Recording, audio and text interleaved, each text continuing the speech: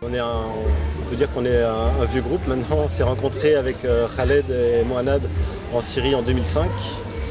Et on a beaucoup tourné au Moyen-Orient, en Syrie beaucoup. Et puis avec toutes les atrocités, avec la guerre en Syrie, mes amis sont venus en France, sont réfugiés en France.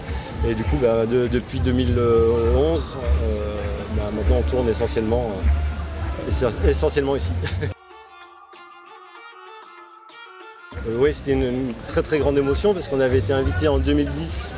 C'était la fin des travaux de la citadelle d'Alep et on faisait le concert inaugural pour fêter la fin des travaux. Et on avait invité les derviches tourneurs, les tourneurs d'Alep. Donc on avait fait dans la salle du trône de la citadelle.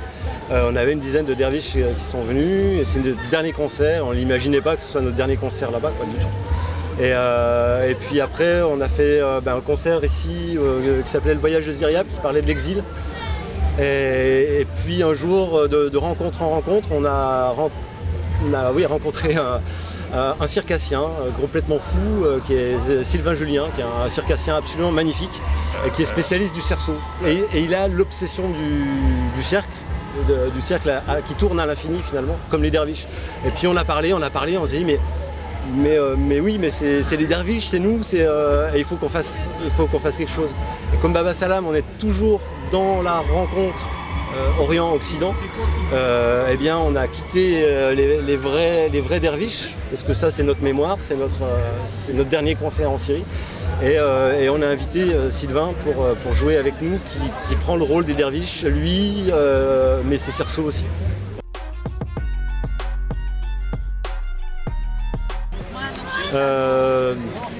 C'est la magie. Quand j'ai commencé à parler du projet qu'on allait faire un spectacle avec un circassien qui fait du hula hoop, mais enfin c'est du hula hoop fait par un circassien, ça ressemble plus à du hula hoop tellement il est fort. En fait, on a commencé à travailler, nous avec nos musiques, lui avec une matière qu'il avait déjà, mais on l'a emmené complètement ailleurs de ce qu'il sait faire d'habitude. Et puis voilà, c'est la maïotique, la sauce à prise, et il n'y a pas d'explication. Alors la mystique, elle vient toute seule en fait, on la cherche pas. Nous on a des musiques qui sont déjà très chargées, même si c'est pas de la musique soufie pure, c'est toujours du Baba Salam. On réinterprète, on réinvente tout ça, on l'a fait à notre sauce un petit peu, mais c'est déjà de la musique qui est assez spirituelle, on va dire.